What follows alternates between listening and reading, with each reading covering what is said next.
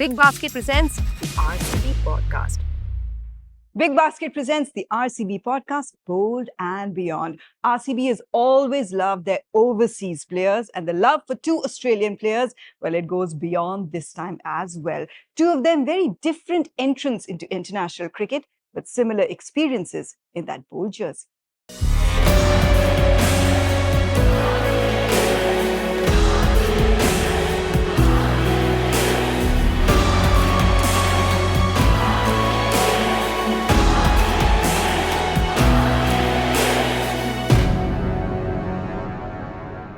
Tim David, Josh Hazlewood, thank you for joining us. Nice to have both of you guys in the RCB podcast, both of you playing for RCB as well. I think over the years, as Indian cricket fans and especially as broadcasters, we've had now a turnaround in relationships with Australians because it used to traumatize us a lot in the past. Still do often, in ICC events, we won't talk about that. But we feel over the years like IPL has really kind of helped change those relationships in a way. Like, what's your take on it? Yeah, I think just naturally through spending time with each other.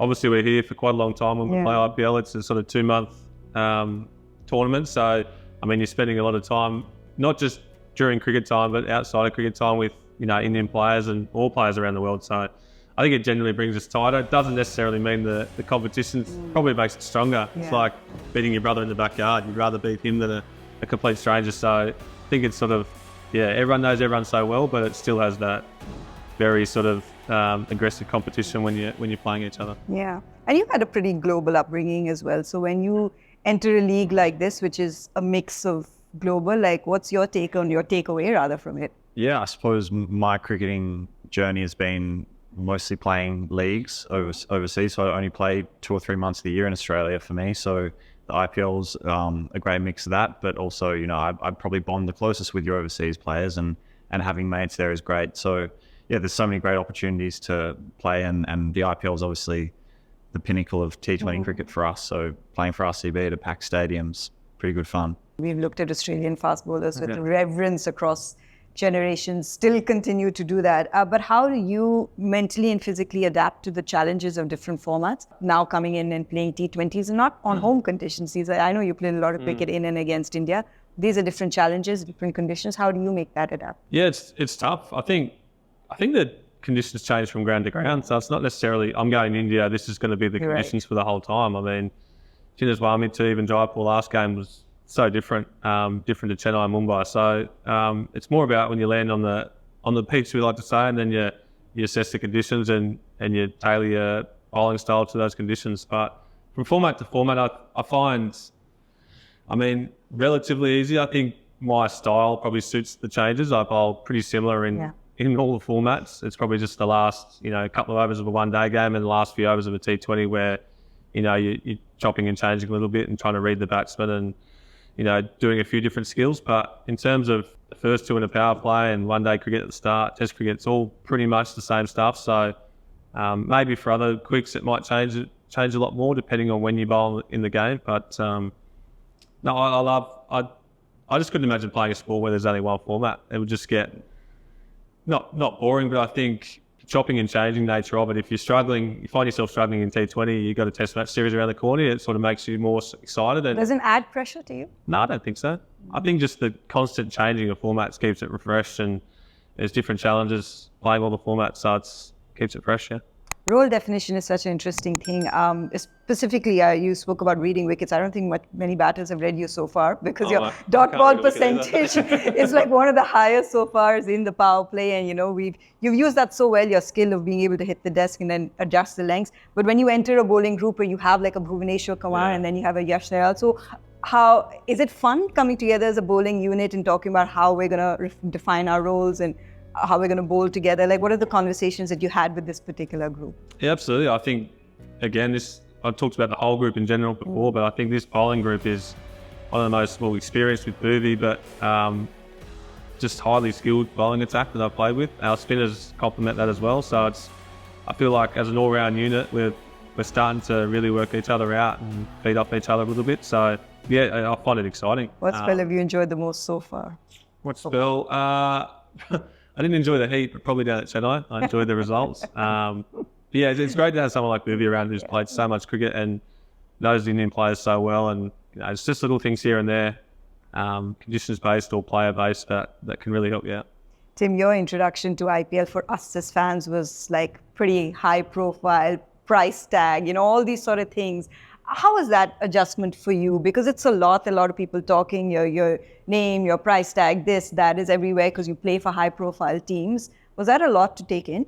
I think initially it's definitely something you have to adjust to. Like you can skirt around it, whether it affects you, whether it doesn't. But at the end of the day, when you've been bought by a team for quite a bit of money, that you're expected to contribute. And as a player, you feel like you want to give that output, and you want to take ownership. You want to be the man. You want to perform. So, I was very fortunate that that pressure wasn't put on me by the franchise at MI.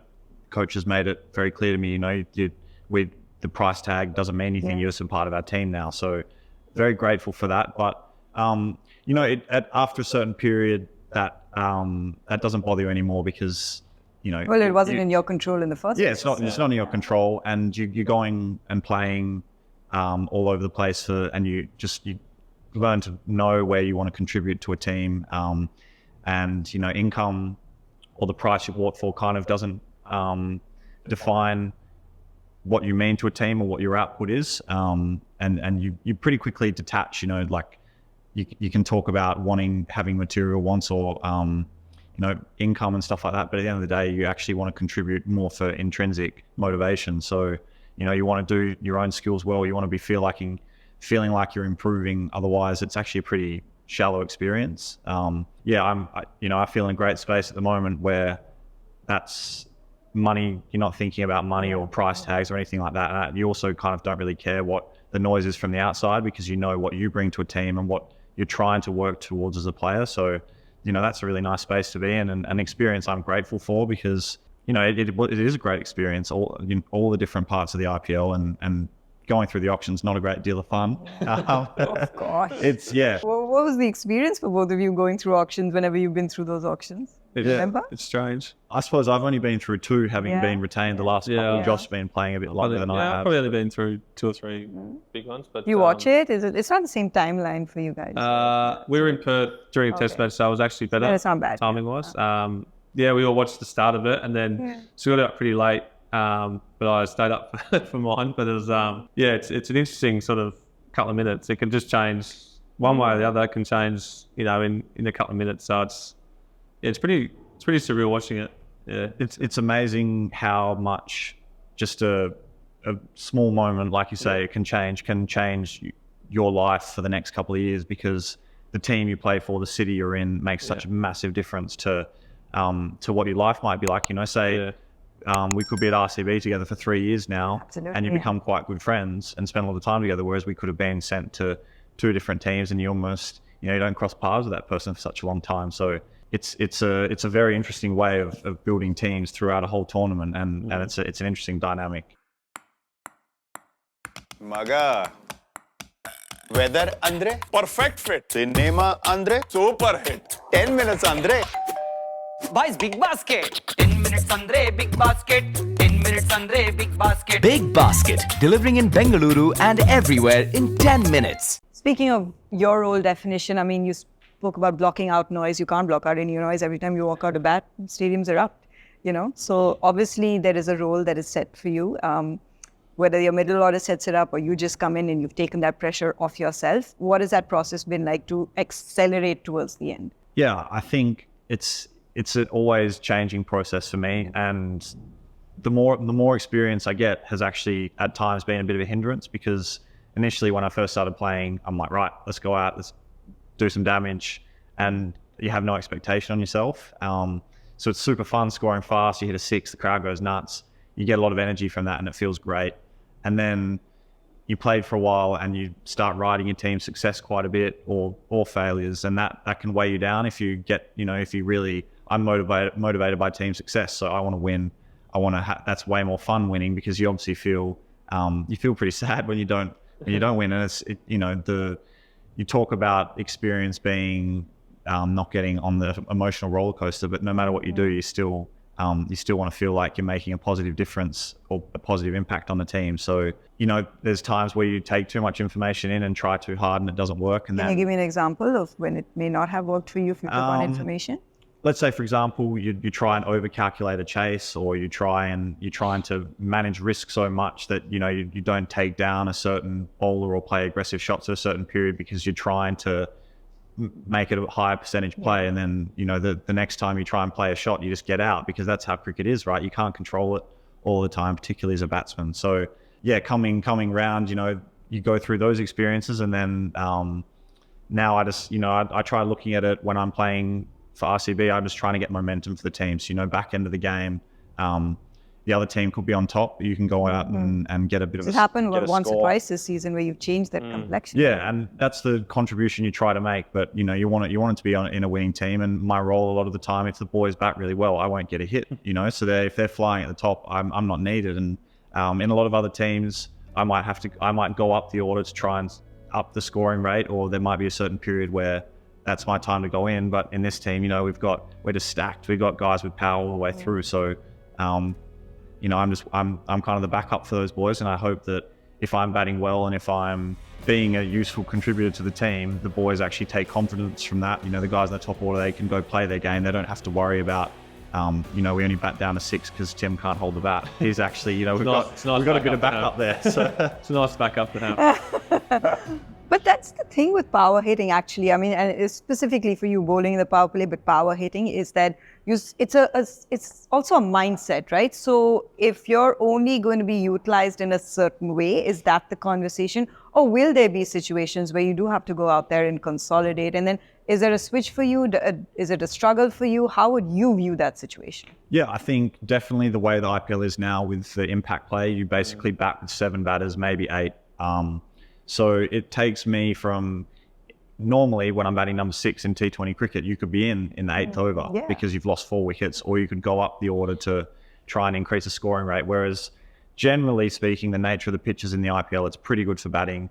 The skill of the players, they're pretty good. So I actually won't get in until the last few overs. And that also was a mindset adjustment, because the first couple of years that started, I was like, come on, I want to get in. I want to, but the same thing where you feel like you want to contribute to a team. I want to be there. I want to be scoring runs. And then now, having been through that a little bit and getting frustrated by it, it's just how me batting at 7, whether I'm batting at 8, that's just my position in the team. And I try and contribute where I can. So I think that's a much more healthier mindset for me as people talk about being a finisher. I'm just trying to, I want to score as many runs as I can. And that's just the situation I go in where and my best method of scoring runs is to put the opposition under pressure, because if I played block shots, I actually can't score. Whereas when I swing at the ball, I can try and hit boundaries and score faster. And Tim probably won't say it, but I think it's probably one of the hardest specific roles. I mean, bowlers don't get really put under it because they can bowl any part of the game, and you're just going to get 3 or 4 overs to have an impact on the game, and the top order gets their chance. But I think that role at 7, it's probably 7 in IPL, 7 or 8 even. Your impact might be so short, it might be 5 balls, but if you can get 13 runs instead of 6, it makes such a difference to the team. And you're expected to get 12. The expectations are so high because he's done such a good job for so long. But I think anyone in the team knows how hard a role it is and that they can't do it. So it's up to Tim to do it. He's had so much experience, but yeah, it's just such a tough role. But Josh, this is a franchise. There have been a lot of great overseas bowlers that have come and gone and tried, and you understand that. And it's a hard place to bowl, right? So is there like some sort of expectation when you come to RCB as an overseas bowler? Because and a lot of your compatriots have also come here as overseas bowlers. It's not always gone off during the season, even if you're in form. So what could be the reasons for that? And did you feel some sort of pressure? I think there's always pressure. I think in terms of bowling here at RCB and at 𝙤𝙤𝙨, I think you've just got to embrace it. The games are probably going to be high scoring. Wicket's probably going to be pretty good for batting the majority of the time. So if you can make an impact of, even it could be 2 for 40, and that could be a great day out, depending on what overs you bowl. But there's going to be days where you go the journey like everyone else. But I think if our bowling attack has a better mindset than the attack that comes in, whoever we're playing against, which is always like, I don't want to go to 𝙤𝙤𝙨, it's so small, it's so flat. I'm going to get whacked around the field. It's not that flat anymore, is it? Not It's anymore. changed. Yeah. I'm trying to talk it up here. Yeah. It's been a terrible batting wicket. I'm a batter. It's the hardest place to bat in the world. We'll only get better, maybe. Okay, so hardest place to bowl in the world and the hardest place to bat. I think the mentality is the just embracing it. I think that the touring teams that come, whether it's, Delhi or Gujarat or wherever it is, their mindset's not going to be as positive as ours. And I think that's where we can get a step ahead and then obviously do the skill on the field. That's a big part about why our experience of our bowling attack is such an asset to us, I think. And like Josh spoke about, but he won't say, is that the way these guys think is that if you get smacked in an over, it could be really demoralizing, and that, that could derail your match. But the guys, they know their role, they're willing to come back, and they know that if they get a crucial wicket in the next over, or you bowl 2 dot balls, that can change the match. So they can always still have an impact at any point in the game. And that's where, I suppose, experience, you've been smacked before, you know that the sun's still going to come up tomorrow, but you're going to try your best. It's interesting because of the way the last season's standards with the power hitting. I mean, we entered the season even as broadcasters and fans thinking, 300, 250, 280 is the norm, which has not been the case. One of the things we're actually talking about is the amount of dot balls teams are playing, because you're one of the main reasons for that, thanks Josh, is that the pressure that you create from those dot balls, and specifically you're doing it in the power plays as well. Has that expected a different sort of skill set or a different set of approach mentally? From my point of view, I just see that there's so much pressure on the batsman now. Like, as you mentioned with the scores and what they should be with the impact player, we should be getting 220, 230, 247s. I feel like there's so much pressure on the batsman to win games from anywhere as well. Like, 80 or 30, the batting team should win that. Yeah. Like, things like that. I think just the mindset of the bowler's almost just, okay, I can just go about my work now. And if I get lucky or I execute, or I could have such a big difference on the game. I just feel like there's so much pressure on the batter. So maybe they're trying to go too hard too early sometimes and not giving themselves a look. I'm not sure what the power play is. They just, I think maybe the wickets, they have a little bit more in them. So just the games that we've played, whether it's Chennai or Calcutta was our first game. So the wickets had a little bit in them. Maybe it's just up to the batsman to think, okay, now maybe 180, 190 is a good score. So there's a few little aspects of it you can look at, but we've still seen some high scores from time to time, but a little bit back from the bowlers this year maybe. What is a good score actually now, batting first? 110 last night. Yeah, I know. That was about 15 too many, wasn't it? We're expecting everyone to be touching 200 this season. Hasn't really happened. Yeah, I think that the general skill of, like you said, the power hitting, particularly the Indian players, the way they time sixes now, that's what's pushed the bar up, because that there's 4 overseas can come into a team. You've got to be pretty good to get a spot in those, but the general standard of how quickly those guys are scoring, and you've seen it as well with the way the Indian team, the young guys have been playing when they play for India outside, how they're taking the game on, that sort of mindset. But that can also not work in knockout cricket. So, it's all well and good trying to go out and get 300, but it's a very big, it's a boom or bust style of method of play. So, throughout the season, there's different teams trying to play different styles, and some teams are trying to find a method that's going to get them to the finals and be a successful method. Some teams are trying to entertain, and that's the great part about the IPL. I think we've got a pretty stable group, and guys are trying to contribute to the team each in their own way, and not trying to step outside of the box too much and do crazy things. So bowling units do different things now. I mean, using spin in the power play had become the norm. Now a lot of bowling units are using spin towards the back end as well. How important is it to work on your game against spin when you don't grow up in these conditions? Like, where is it? And you've got a couple of guys in your team who do quite well against spin. So how do you achieve that as a batting unit? Yeah, well, I think our batting group's definitely been encouraged to take spin on, and that's probably looking at trends in the IPL.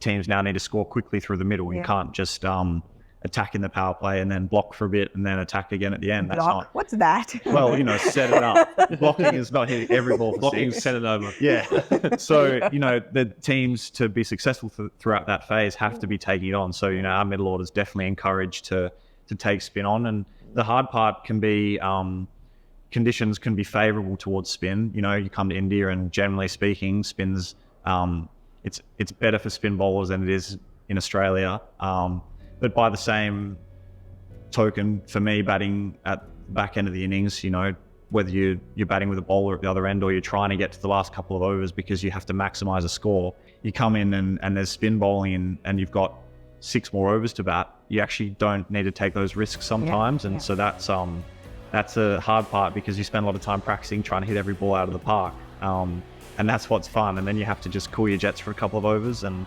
try to get to more favourable conditions at the back end of the innings. So I think that middle part of the batting innings is probably the one that's changed with the impact player. You've got so much depth in your batting, so you can keep taking those risks, even if you're probably 3 down. Keep taking those risks. You don't worry about wickets falling now if the run rate. That's right. Yeah. So from 7 to 16 or 7 to 15 now, I think that's still that's the place that's changed. I think batters keep taking, as TD mentioned, taking on the spin, taking on the bowlers. You've got to keep scoring, otherwise you're not going to have enough. So those bookends have always been pretty similar to bowling, but I think that middle period now is just as tough. How long do you guys and the bowlers spend in batting in the nets? What's your... DK is the batting coach, because I asked him, what's it like batting with the so-called bowlers? I've been trying to slide down to 12. you're in the 11, aren't you? I'm in the 11. I'm 11, so I haven't quite gotten to 12 yet. But yeah, well, whenever we got time, I think you've got to sort of weigh up whether, okay, is it better for me to hang around here and have a hit at the end, or is it better to go back and get physio and refreshed, or is a travel day coming up, or is it another game coming up? So I think it's just weighing up that. It's, you might not be needed for the whole tournament, but then you needed to stand at the other end while TD hits a couple of sixes. So I think it's just about weighing up that balance. Well, you spoke about skill sets from Indian batters. What about the skill sets Indian fast bowling over the years in terms of your, just analysing them as a unit that has developed? Oh, it's been amazing, the development. I think probably the depth is the biggest thing that stands out for me, but just the skill, how they're all so different. I think like Australians might get taught in the same way. You see all the right arm quicks are very similar, but you got so much difference between 𝙤𝙤𝙨 to 𝙤𝙤𝙨 to any number of quicks. They're just the actions are so unique, which then the style of them is how they bowl is so unique as well. So I know Tim, lining up, he probably looks at the quicks and go, okay, this is how they're going to try and dice me up. But I think 𝙤𝙤's obviously the leader in the test attack, and everyone jumps on the back of that. But each of their own skill sets are phenomenal across the board. So they're always great to talk to about these conditions, and they're not foreign to me, but they're still, you can always learn. And having someone like their Booty. performance maybe now in overseas conditions, that's changed over time. At once it used to be like another, we didn't expect it. Yeah, absolutely. When India come to Australia for test matches in particular, you know that they're going to have the 3 that play plus 3 backups all ready to go. And again, they're all different, but they're outstanding bowlers, so you've got to be on your game. You spend a lot of time with Jasprit Bumrah, haven't you? In the nets as well. What are the secrets you know? I actually avoid facing. I try and avoid facing booms in the net because that's just a broken bat or a broken foot. So more time off the field spent with him. But I suppose he was probably the first guy that was one of those net bowlers in the IPL. And you talked about how well structured Indian domestic cricket is, but there's still so many people in India and so much skill set that guys can come from outside of that and they can be a net bowler or something in the IPL, and you go, that guy's incredibly hard to face. And then you realize that that's such a valuable skill set. But I suppose the way Booms is, everyone develops, right, from a young starter to where they are now, and how he was in that last Australian Test series was just amazing. The amount of overs he bowled, how much he was moving the ball, and the pace he bowled with, that was pretty awesome to see. And someone, it was against the Aussie boys, and it didn't look like much fun to bat against, but he was phenomenal. And I suppose from spending time with him off the field, he's a great competitor. He doesn't like getting whacked, and he's been very successful. So he's got a unique action. That's probably an understatement. How I think he releases the ball from in front of the crease. He's obviously very whippy, and he also bowls outswing from like a position that you wouldn't think that someone could bowl an outswinger from. So that's the weirdest part, is like he angles the ball in and then swings it away. So it's a crazy skill set, and I think that's a unique part. Guys with different actions or something, the ball comes out whippy. We talk a lot about, in our batting meetings, we've got experienced guys in our batting meetings now, so we don't need to watch footage of guys bowling. We can just talk about the experience of facing people. So you go, this guy might be whippy or he might be skiddy, and he bowls this sort of slower ball. So that's the kind of the really intricate details that you try and pick up, and you have to be on. Particularly in T20 cricket, you've got to be tuned into those details, because it gives you more information, and then you can make a split decision, or try and have an impact on the game in that moment. So that's sort of stuff we're talking about in batting meetings. That's really valuable and powerful. And we don't spend hours looking at footage. We look at quite unique details that might set a bowler apart.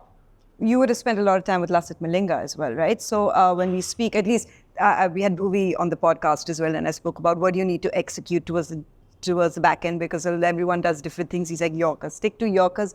No matter the trends, those are the things that will work. But being able to have, defy those Yorkers, where does it begin for you? Is it where the ball is released from? Is it in the run-up? Is it in the switch? Like, how do you analyze how this bowler is going to land it and how I can beat him? Yeah, I think so. For Marley, it was probably pretty easy being able to bowl Yorkers, because he's bowling from down here, and he's got an amazing Yorker, an amazing slow ball, so that made him the bowler he was. Trying to bat against death bowling and Yorkers, generally what guys try to do, and even the best of Yorker bowlers. I played Bhuvi in my first series as an Australian international, and the first game he nailed his Yorkers. I couldn't hit it. Like, he just nailed Yorker every single time. So in the second game, I had to try and put him off, and it can be really tough as a bowler coming back from missing a Yorker. So you go, I'm going to try and bowl Yorkers, and then you miss one and it goes for 6, and then all of a sudden you stood at this top of your mark. You're like, I can't miss again. So that's a big part about death batting is, or my game is putting pressure on the bowler. They know if I miss a Yorker to Tim, he's probably going to hit it for 6, and that's a massive part of it. So when someone's nailing Yorkers, you just can't do anything, because it's a perfect Yorker. It's a tough ball to hit for 6. So you have to try and maybe you move around the crease, you try and change things up for them. But when someone's nailing them, it's not much fun, because you're like, come on, give me a go. This isn't fair. It's like playing in the backyard. Does the frustration build for you then, when the scoreboard pressure, and like, how do you manage those emotions? That's the part, is managing your emotions. So, when as a younger player you might get frustrated, but accepting that if they land the perfect Yorker, you can't hit it. That's just part of the game, right? And then you move on to the next ball pretty quickly, and that's probably the biggest skill set, is being mentally ready as a batter who's expected to score quickly. You don't try and ride moments too much. You hit a 6, great. Next ball, what's coming down? What do I need to do to be ready to face that ball in the best way? Dot ball, fine. What's coming next? So sometimes it makes it hard to actually stop and enjoy the moment, because you're like, what's coming next? What's coming next? I'm trying to be ready for that. Are you also thinking about every single delivery as you're walking back? General idea of how you're going to set up your over. Obviously depends who's batting and the conditions and everything like that. Do you believe in matchups? Does it work for you? Yeah, definitely. Yeah. I think at the end, potentially not. But I think at the start and through the middle, it's like, okay, this guy's coming in, we bowl our leg spinner against this guy. Definitely first up, we're saving over or whatever it is. Matchups are huge, I think. But yeah, in terms of sort of setting up an over at the end, you've got in your mind roughly what's going to work. And then, as Tim said, if you nail a great, perfect wide Yorker at the start, you're like, well, I feel really comfortable with that now. And, you missed it or it went for 1, and then now the next guy's on strike, I'll just go again.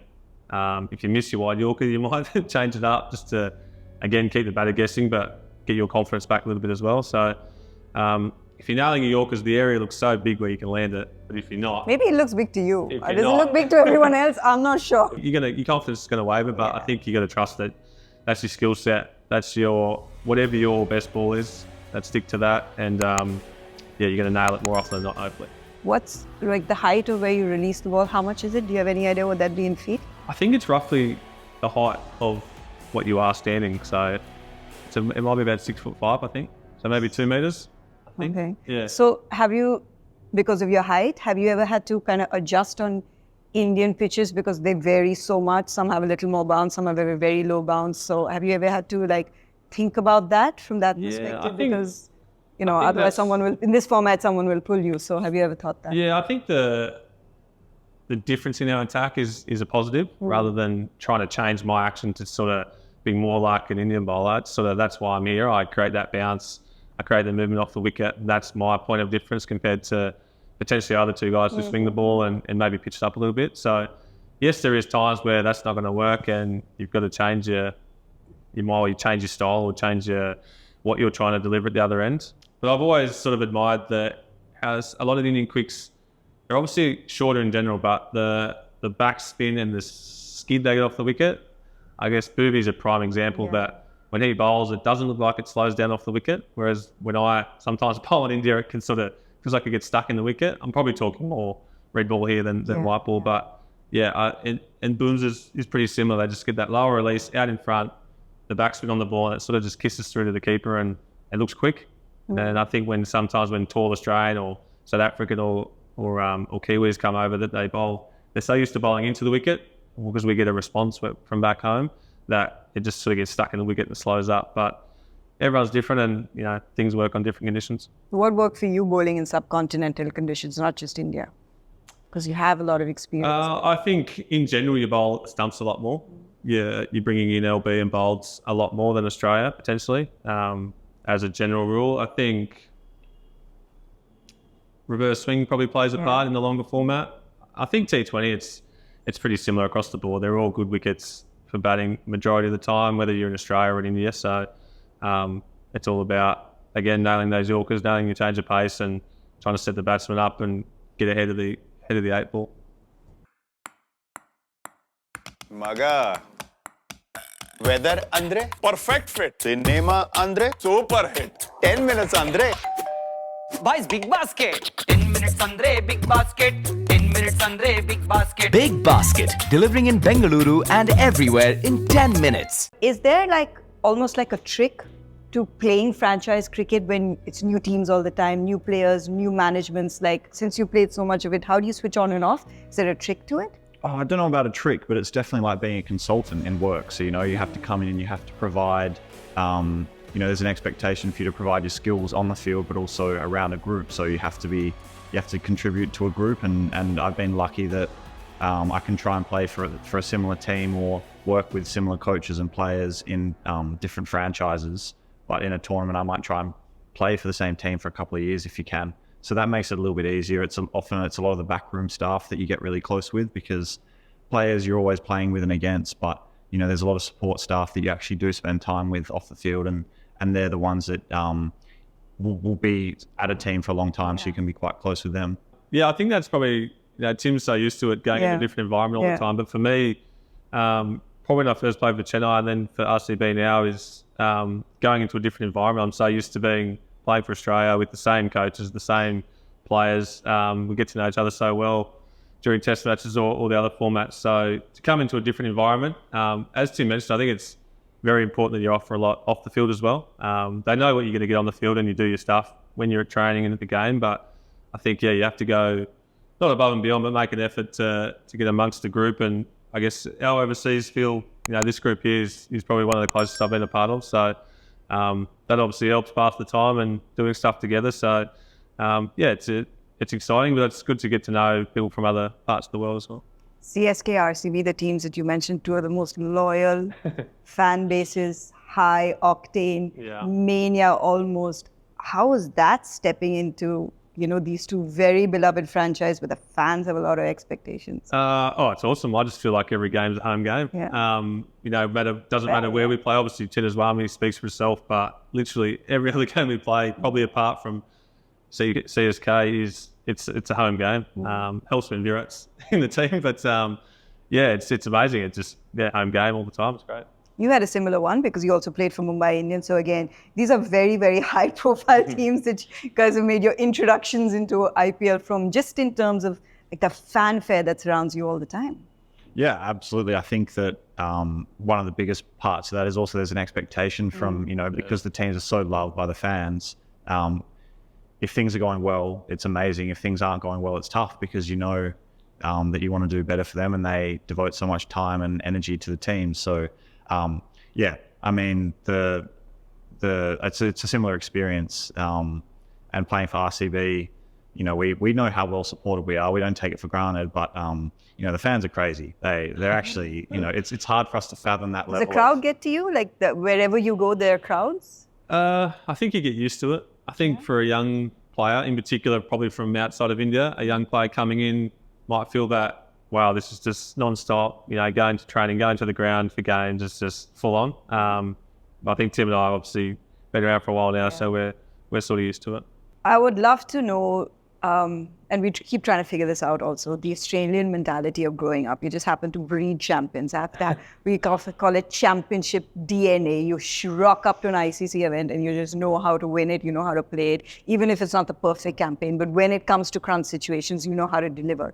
What in your childhood or growing up helps you develop that mentality, if anything?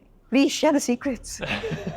I think watching Australia, they always, especially when we were young, they always won. So they won every tournament they played in. They won every we remember test it was match. a lot of it was against India, thanks. Which can be tough to follow sometimes. But I think once you're in the tournament, I think we don't really focus on results. We really focus on processes. So going about your work, doing your work in the game and doing it the best you can, I think it sort of takes the result out of it. And if we do all that process right, all our skills right in the game and at training, then it takes care of itself. So therefore, you know, the first game is the same as the last game. It doesn't really, I guess we don't see the hype of a final as much as the first round game. So it's just about the process and getting that right, and the result takes care of itself, hopefully.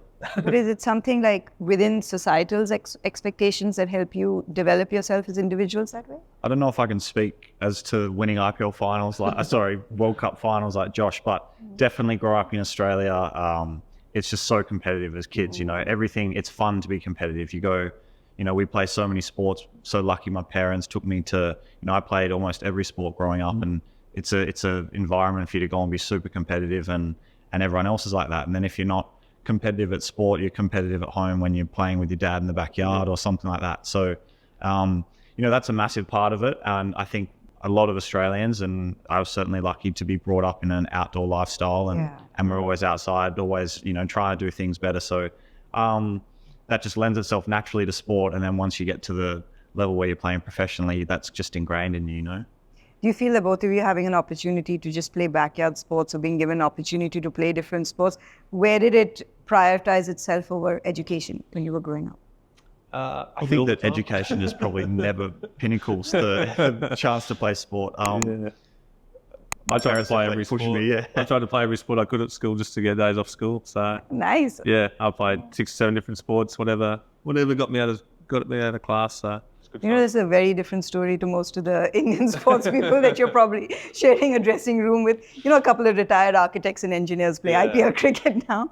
But beyond us. Okay, that makes a lot of sense from that perspective. But is it also because when now you play at the elite level, but in childhood, is when people viewed sports, is it actually really valued in Australia if you're a person who's good at sports, even if you're just not playing at a professional level? I think it's just ingrained in our culture, right? So, you know, a little bit before when I grew up, but like, you know, cricket is on the TV during the summer, or if there's a cricket match on, like Australia playing, people go down with their esky, they sit, watch all day, probably have a whole case of beers. But, you know, it's a hugely social part of our society. I think just you're talking to 2 families here who probably just grew up with sport. There's definitely families who concentrate on education and, you know, going to university, getting a great job. But I think you're probably talking to 2 families here who just played sport growing up, whether it's, you know, footy in winter and cricket in summer. So it was always on TV. We're always in the backyard playing. And I'm the only one in my family that hasn't finished university. So, you know, my sister's a doctor, and I got halfway through a uni degree, and luckily for me, cricket took over. So, you know, that don't know if I never thought that cricket or sport would be a career path, but certainly like the biggest part of your life, and we're, you know, so lucky that we get to do it for fun. So what did you want to do then, Tim, if you hadn't thought of it as a career path? Well, I mean, I wanted to do it, but I just didn't think it was possible. Oh, okay. What was your backup plan? Well, yeah, university, I was studying finance, but... oh, you were going to be a finance bro. Nice. Yeah. I like it. You know, it's been great. Fell by the wayside pretty quickly, thankfully. Good for RCB. Nice. Good for Australia, good for RCB. I mean, cricket came early on, or was there ever something else that you thought of from that perspective? No, it was straight from school. You really went through the system. Straight from school to contract for New South Wales. So nothing was ever really on the cards, I don't think. I remember meeting with my career advisor a few times in Year 12, and I was pretty stubborn on this was going to work. And she's like, what if it doesn't? I was like, nah, just all the eggs in this basket. So, yeah, no backup plan. great region where a lot of great cricketers have come from as well. So who were the heroes that you looked up to? Or Yeah, I think obviously that team we grew up watching mostly. The bowling attack probably sticks out for me. McGrath and Ward, and then Lee and Gillespie, pretty much. Four greats of Australian cricket. So watching those guys growing up, I guess getting to meet them now and talk a bit about cricket was fantastic too. Yeah, I think across the board, I mean, you watch a lot of sports in Australia, the Olympics, but then there's so much other sport on. I mean, we all watch footy in the winter, different codes, but it's just always watching footy and cricket, so it's good fun. when you look back at your own experience of growing up, very different. It's not necessarily through the system. It's like university, then cricket, and then it's prioritizing or getting an opportunity in franchise cricket, and yet you still both meet in the same on the same level in terms of same opportunities. How do you view it? Because we're always told, go through the system, learn through the system. You know, what's the learning there? Yeah, I suppose now I see the guys as my teammates and peers and certainly like I'm only playing T20 cricket, right? So when I come in, like I said, it can almost be like another franchise team where you got to come in, bring fresh energy, you know, be a bit of fun around the group. But I suppose I'm playing T20 cricket all the time, and these boys often come from a test series or something like that. But I'm very lucky that, you know, they're the big boys in Australian cricket and certainly make an effort to help me feel comfortable in that change room and comfortable in that environment. And then, you know, from there they become your mates, and you know, it's really great fun when you get the chance to tour together.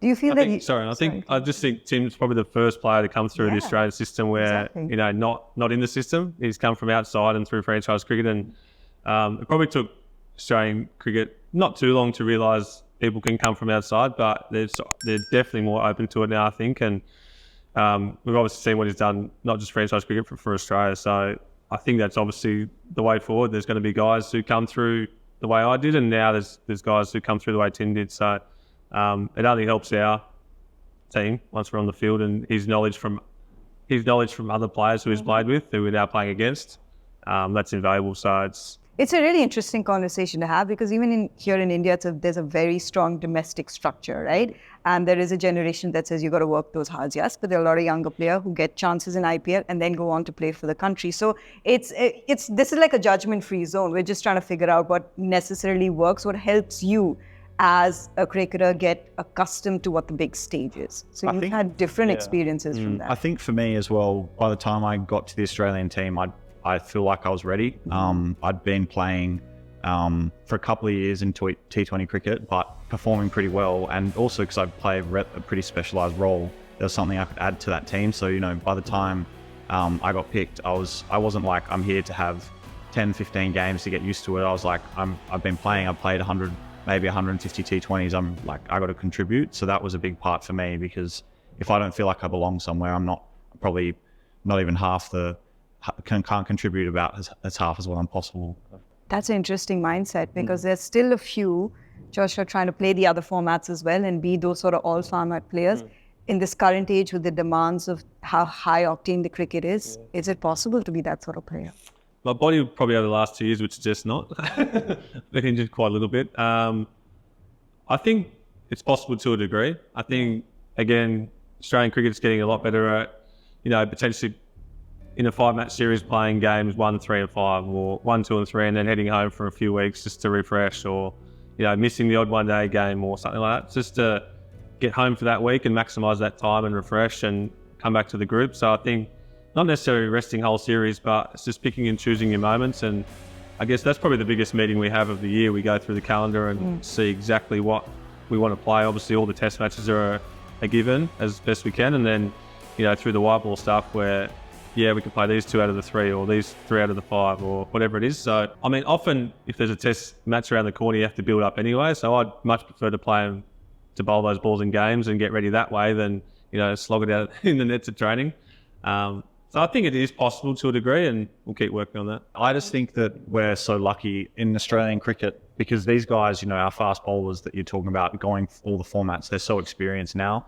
And so they know what works for their bodies. They know what they're capable of doing, and, you know, they don't have to have excessive prep to lead into a match. So, you know, to have, you know, it's much talked about how our fast bowling attack is. So for those guys to be able to plan ahead, you know, that takes a lot of experience, and you can't just do that when you're young and you don't really know how things work. So that helps massively with those guys in planning, and you know that I think the track record of results shows that they're allowed to make the decisions for themselves because you know what you're going to get out of them.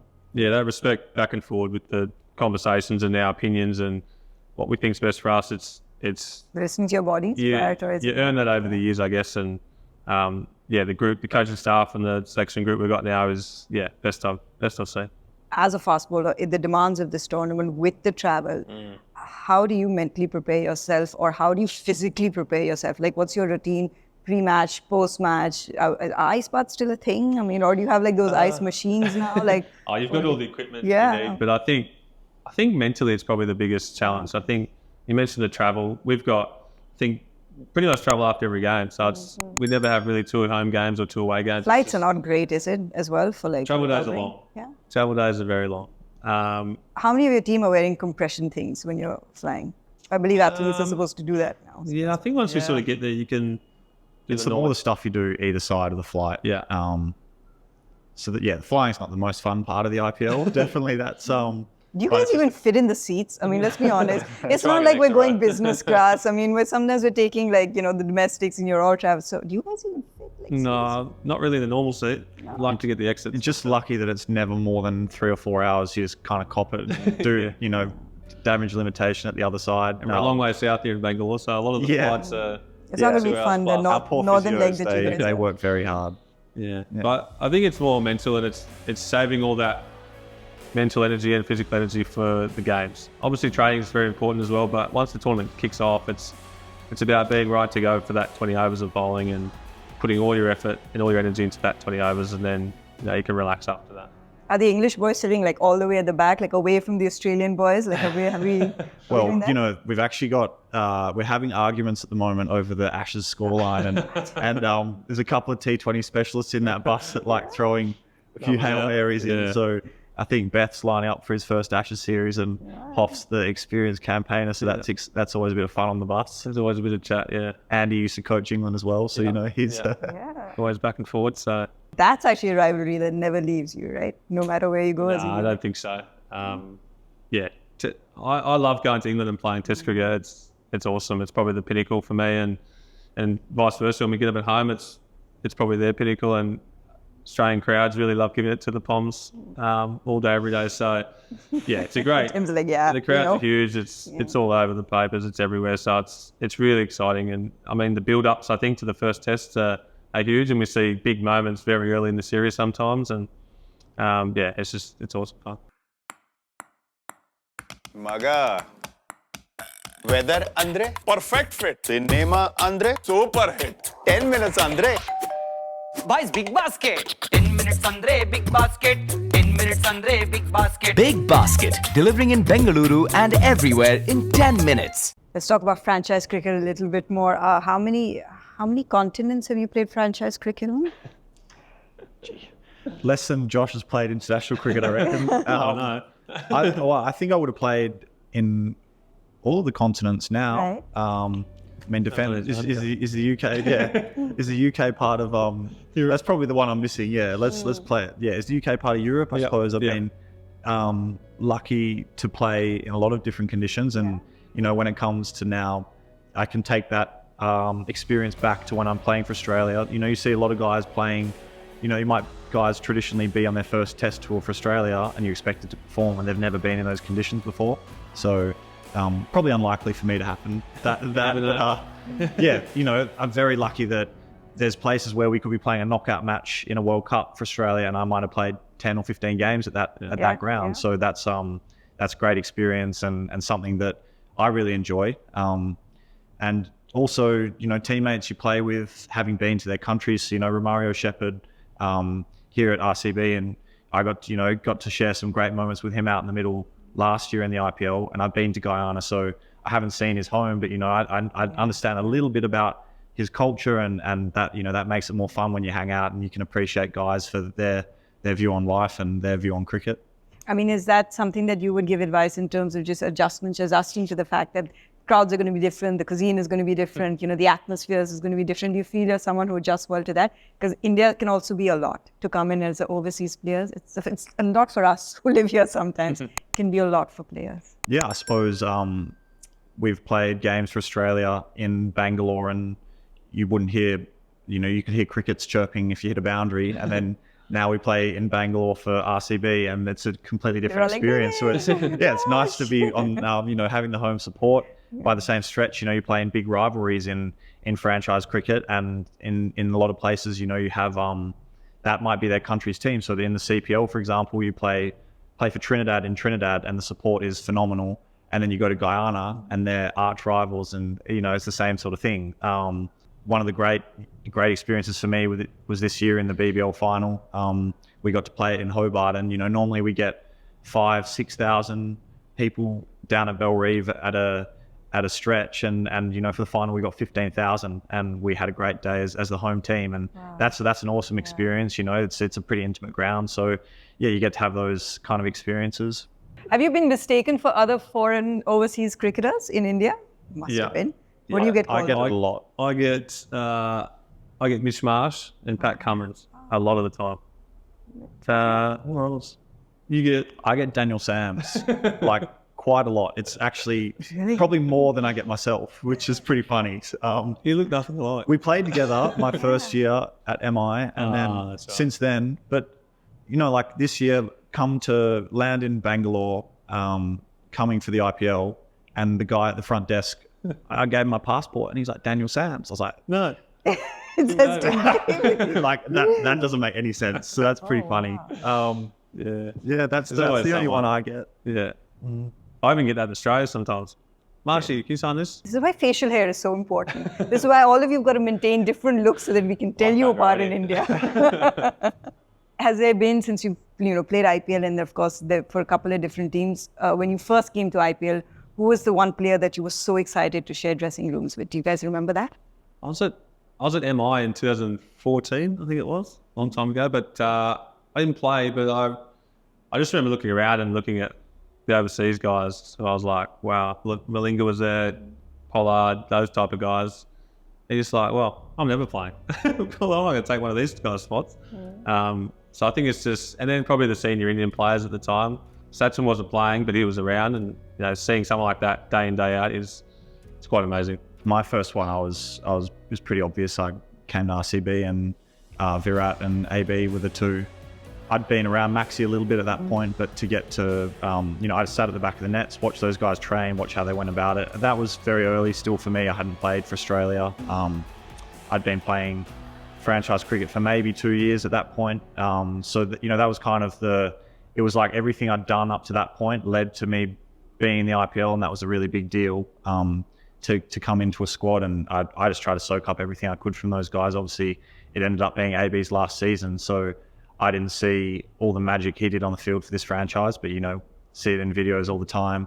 But to get a little bit of experience out of those guys, watch how they go about it, and then it's a bit of not a full circle, but I'm still early in my career, I feel. But now when I've come back to RCB, I've played quite a bit in the IPL. I've played a fair bit of international cricket. I understand those pressures, and you can enjoy being a part of the team more, expecting more from yourself on the field than just being there to look up to those guys. But that was a pretty cool experience, and I remember being very excited when I first, found out that I was joining RCB for that period, to rub shoulders with those guys. Anyone you didn't want to see in a dressing room that you did? Come on, it's okay, you can say it. Or someone who surprised you in a dressing room that you had a completely different perception of, and then you played. There's heaps of those guys, I think. There's always the guys who you hate to play against but love to play with. And I think probably a few Englishmen over the years have been like that. You sort of turn up and you don't really want to like them, but then you get to know them and you end up becoming good mates. So I find that happens a lot more than what you think it does. So that's probably one thing that's not surprised me, but is great about IPL and about franchise cricket is, a lot of us are very similar people and going through the same pressures as each other. So, yeah. One of the great ones for me is definitely Matty Wade. Like growing up, well, I was watching Wadey on the TV playing for Australia, and he's a grumpy, feisty, grumpy little bugger. And then I played with him maybe one season at Hobart, and he was on me. Like, you're like, why is this guy being so harsh? And he was captain, and he was grumpy. And then, you kind of break that barrier, and he saw me for what I was trying to do as a player and sees you work hard. And you know what, he's actually one of the great blokes and someone that I love playing with. And now, you know, I still play with him at Hobart. He's coaching for Gujarat in this IPL, and anytime he's on TV, you know, bang, picture straight to him. We've probably got a group where we give him that much, give him that much stick. Kiwis are probably hard to dislike. Yeah, I think they're all usually pretty good as a bunch. Pretty nice guys. Probably too nice, but yeah, nice guys. There's something wrong with them if they're too nice. It's just trying to wait for the moment. Yeah, well, we haven't seen too much of your aggression either. You're supposed to be like spitting fire every time you guys walk out. You're so nice. Aussie boys always smiling, greeting you. That's not what we grew up with, I guys. hide behind the helmet. I'm just like, Maybe not us too. You know, like the one person who really changed that perception of Australian players was David Warner. Because before that, we used to be scared, traumatized, had all these perceptions. And David Warner's got to be one of the most loved overseas players, along with AB de Villiers. his career in acting's got to be coming along shortly, doesn't it? Pretty sure. Bollywood or Tollywood, whatever he's I think whatever he's he's pretty into. much already done it. Yeah, I wouldn't be surprised.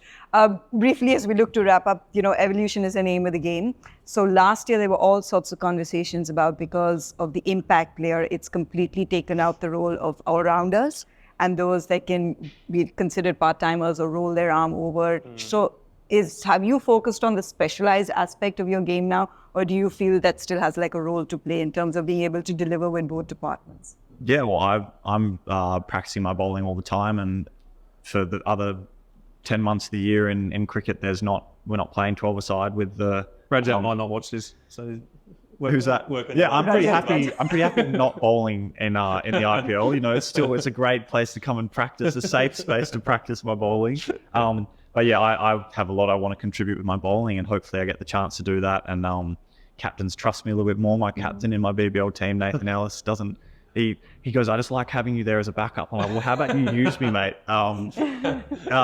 Keep your secret. Yeah, I think a big part about that is that it actually puts the all-rounders under less pressure. So you still, a good all-rounder is super valuable. But in the 11-a-side cricket, you might have to get an over or two out of that all-rounder. And that's someone that, as a batsman, you can really target, you can put under pressure because they're not as confident or might not be as specialised, and you can really try and capitalise on that. It's probably still a place for an overseas all-rounder, I think, in the team. What you would look at an IPL team these days, because only 4 overseas, and you said you need an overseas all-rounder. Yeah, 100%. We've obviously got, along with TD, we've got Livingston as well. So he's the playing all-rounder, and I'm the practice all-rounder. To have those that can roll their arm over or give you what we call part-timers, how much does it help you as a bowling unit as well? Yeah, I think if I compare this attack to when I was first here 4 years ago, we basically tried to get through with 4 bowlers. We had 4 bowlers, and then we had 2 all-rounders who would maybe bowl 1, 2, 3 overs each. So that was always a tough of when to bowl these guys. And then obviously the batting guys, just their eyes light up when these guys come on. So it can work both ways. But I think most teams now have their 5 frontline bowlers and then that 6th bowler who might have to take some heat off one of these guys if they get going around the park. So that may be why the scores mightn't be as high as last year. Last year was sort of, okay, the impact players come in, he's a batter, everyone guns blazing, but now got the 5 bowlers every game, high skill level, so maybe that's part of it. Do you focus on the specialisation aspect of it as the team I think now? Yeah, I think in general you know where you're going to bowl roughly in the innings. I think as a quick you have to be able to bowl in all three phases, and probably a spinner now to a degree has to do that as well. In particular, a wrist spinner, I think. So yeah, we've pretty much got all bases covered here, and it's just a matter of utilising when and where they bowl. Finally, from you guys briefly, in your experience being overseas, it's challenging. There are only 4 slots. You've played for different franchises as well. There have been times where you've been on the bench. How have you guys managed those situations or managed those seasons, managed your own expectations? Because it can be a hard place to be sometimes. It's a very tough spot. I mean, there's 40 spots in the league basically for overseas players, and there's a lot more than 40 good players around the world. So I think if you picked a team of all the guys sitting on the bench, it'd be a hell of a team. So I think that sort of keeps you on your toes a little bit. Yeah, you're looking at the bench and who's running the drinks out, and you're like, geez, I'm playing ahead of this guy, and the pressure's probably on you more so. But I think being here at RCB, they've got a good confidence in the overseas players, and they give you a good chance to perform. And whether that's 1, 3, 5 games, they back you in, and I think that plays a huge part.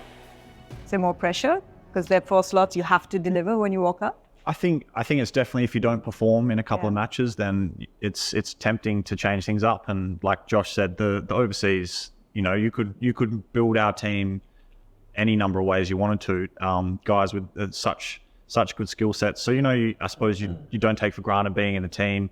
That every chance you get to play, you want to take. You want to make the most impact on the field. And then I suppose if you're not in the team, it's actually really important to be a good team member. So you don't just hide in your room if you're not in the playing 11. You come out, you go for dinner, you spend time with your teammates, you get out in the field during the game because you feel more a part of the team. If you kind of isolate yourself, you feel really lonely. So, you try and get out, run drinks with the boys, get around on the boundary and support your teammates because, the game changes so quickly. Form can change. Someone could get injured and all of a sudden you've got to be in those high pressure moments. And if you've been, acting in a certain way that wouldn't help you be in a good space on the field, you're talking bad things about your teammates, that stuff just doesn't help. It's definitely, for me, is trying to be a positive part of a team, helping where you can. You get if you're not in the team, you get a great chance to practice. It's, the IPL could be one of the great training camps. You can bat as much as you want, face super amount of bowling. You've got great coaches around. So, that there's always, you've got to look at the positives, and it can be hard if you play and it hasn't worked out for you. And you end up on the bench, but you just try, I suppose, in that moment, you try to contribute as much as you can, and that's probably the best way of going about it. Yeah. It does also help to be Virat Kohli's dance partner. Moves. You know what? I think I get away. You know with what? this. You're a meme now, Tim. I think I get away with these little moments, and then I'm like, perfect. There was no cameras, and then the next day it's clipped, it's on social media, and you're like, yep, always. And trust me, it comes back.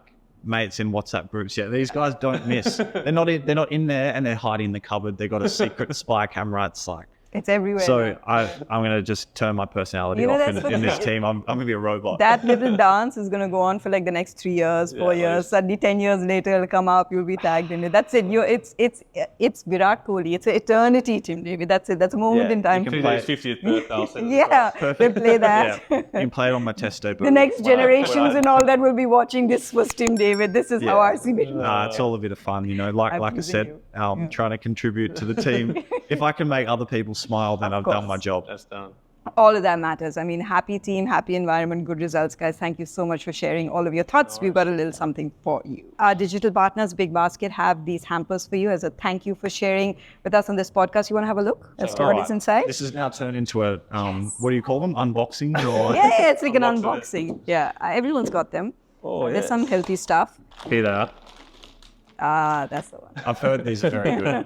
I haven't had any of them yet. Oh, there's a bit of chocolate in here. It's a big box. I didn't need this, guys. It's I didn't need that. No, it's all healthy snacks. It's all like energy bars, nuts and seeds. These ones are good for your mind. That's where the health comes from. That one we can give away if you want to keep No, they're going straight to me.